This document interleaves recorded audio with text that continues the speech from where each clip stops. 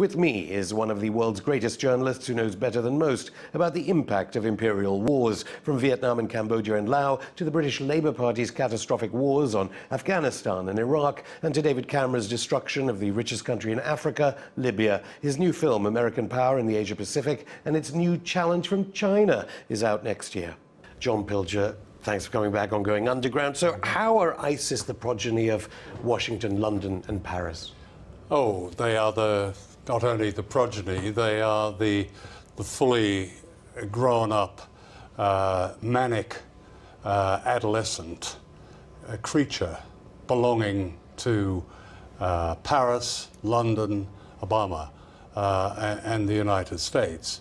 Without the support of these three countries, without the arms that have been given to ISIS, either they've been given directly to Jabhat al-Nusra and have gone to ISIS, or they've gone the other way, or they've gone to the Wahhabists in Saudi Arabia or in Qatar. But the French, the British, the Americans and the Turks have all supplied those who have kept ISIS going.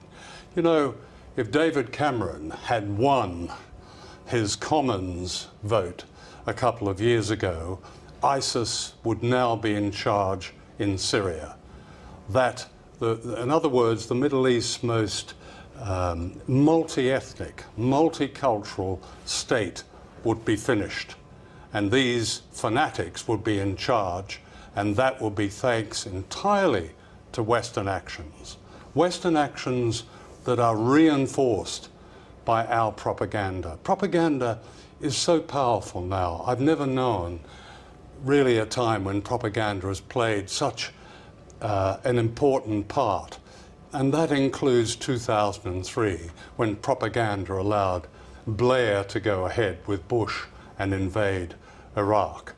I mean, here we have this orchestrated hysteria following the terrible events in Paris being reported so selectively, so rapaciously.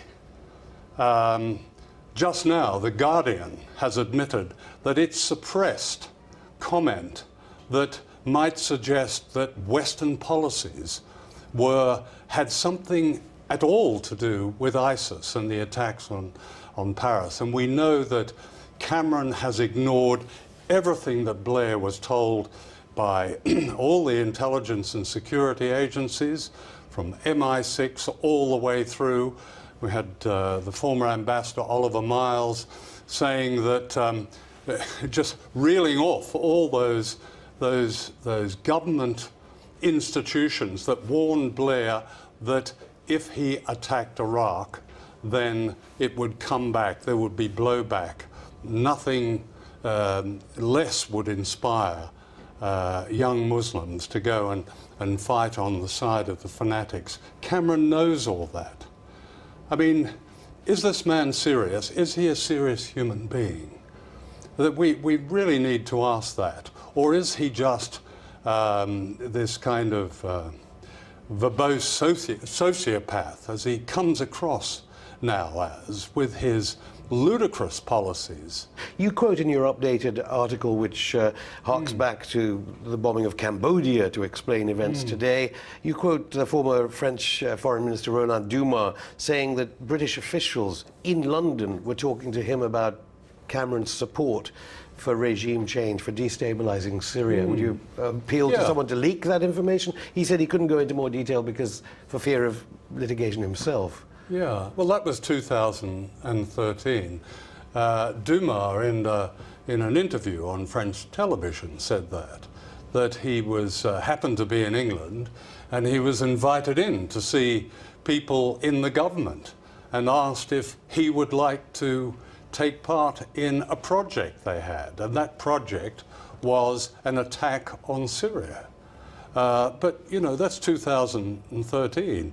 We can go back to the 1950s when the British intelligence was plotting the end of the regime in Syria.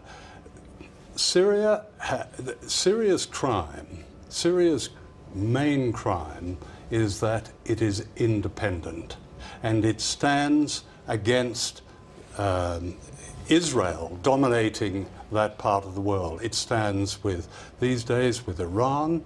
It stands with the other opponents, Hezbollah, now with Russia. There is no question that if there was an election tomorrow, all those minorities that look to this government in Damascus for all its violations of human rights, and no one doubts those, look to it as its protector, because the alternative is ISIS. And everything the West has done has been to create first the Mujahideen in Afghanistan, then with the invasion of Iraq in 2003, then in 2011, the invasion and destruction of Libya. That probably was the crucial, that was the turning point.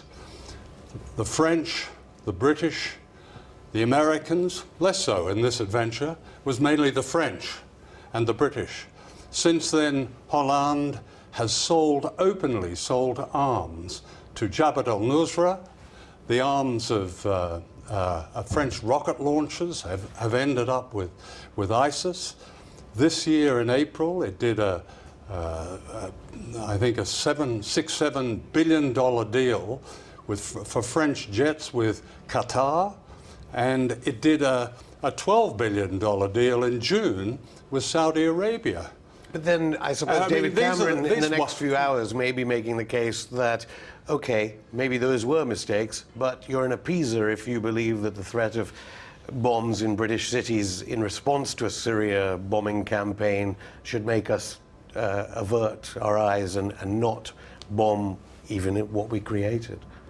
Well, that's you know as well as I know. I know why you have to ask it, but that's a sort of ludicrous... There'll be the argument. That's a ludicrous suggestion. Jeremy Corbyn's shadow cabinet members will be making this argument. Well, Jeremy, the Labour Party have been almost as much a party to this horrendous state of affairs in the Middle East.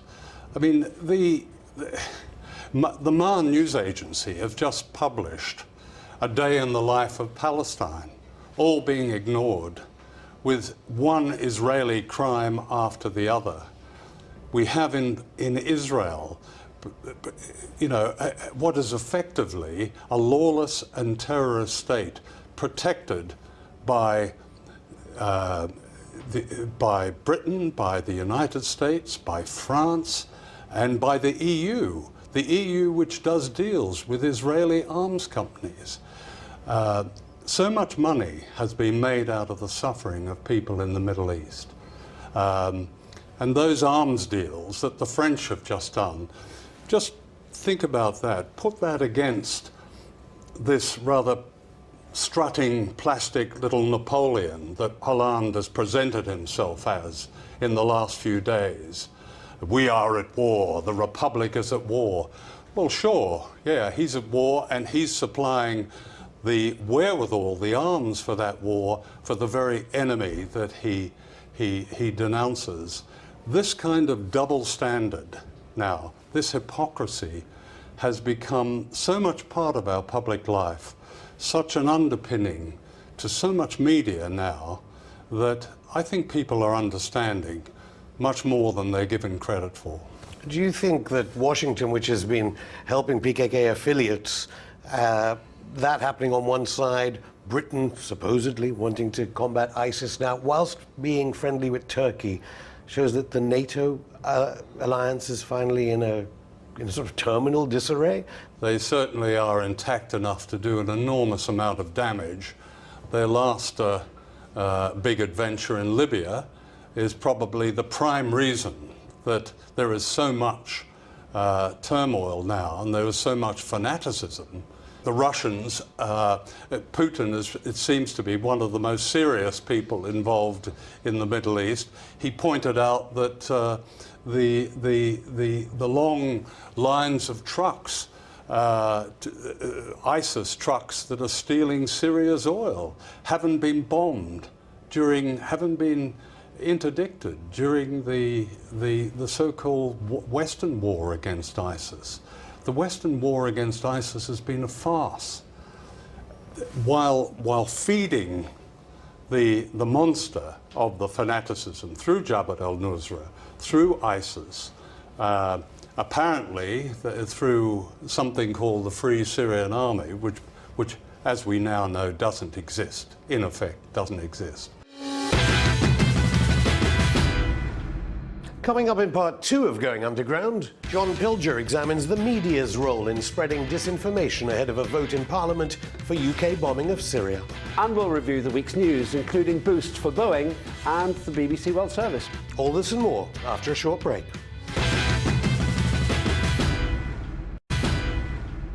Welcome back. In the second part of our interview with award-winning journalist John Pilger, we turn to the first casualty of war, truth, as disseminated by our mainstream media. Well, let's go to the media now. Did it surprise you how the Murdoch press reacted to Paris and seemed to do exactly what ISIS would have wanted journalists to do? It's not only the Murdoch press. It's like saying in the United States, is it surprising that the Fox News had behaved like Fox News? Well, in this country, the Murdoch press behaved like the Murdoch press. The Daily Mail behaves like the Daily Mail. We shouldn't be surprised. But now we have right across the board, and that includes serious papers, papers who claim to their readers that they have some gravity, some conscience, like The Guardian, being part of this orchestration, for the escalation of war in that part of the world. When The Guardian suppresses comment that it should be patently obvious to anybody that it is the West that has created this monster of killing and suffering and of dispossession in the Middle East. Do you think when, I mean, a lot of Tony Blair's old friends, obviously on the Guardian newspaper, we don't want to just pick on that paper, the Observer did support the 2003 war. No one always suggests that there is a serious side to the press. That pretension is very important to certain newspapers. It's a pretension very important to the BBC, and it's very important to The Guardian. But the propaganda is even more lethal because it comes from sources of news that have credibility. Well, when Jeremy Corbyn presumably exterminates those remnants of the Blairite Labour Party that I suppose the accusations are guilty of war crimes, will that change things in the media representation of wars? I don't know. I can't imagine personally, and I wish Jeremy Corbyn all the luck in the world, but I can't imagine the Labour Party changing. It's a warlike party, and it has been that. It has a number of people in its shadow cabinet who are just eager to bomb. It's a warlike party. The media has always beaten the drums of war. You had journalists, I made a film with journalists saying in it, had it not been, had the lies about Iraq been questioned, had Blair's lies been questioned instead of being amplified, then that war might not have happened. That certainly was true in America. You have very distinguished journalists who've said that had the propaganda not been allowed to run its course, that had journalists done their job and questioned the propaganda, challenged the propaganda, that war might not have happened. I'm not sure about that myself, but it's an interesting idea because you know, almost 1 million people died as a result of that invasion. And what about the divisions within society? I mean, the Sun headline, 1 in 5 Muslims would support ISIS, thus the kind of thing ISIS presumably would want to have, create divisions. I don't believe anything in the Sun, really. But when it comes to even the refugee crisis, as you say, on the BBC regularly we hear kind of attempts at trying to say we need a fortress Britain and it's the fault of refugees. Well, the fortress Britain hasn't paid off. What can you do about somebody who decides to blow themselves up? there's almost no defense to that. So what you do is you go to the cause. The cause. Those bombs on the 7th of July 2005 were Blair's bombs that went off in London.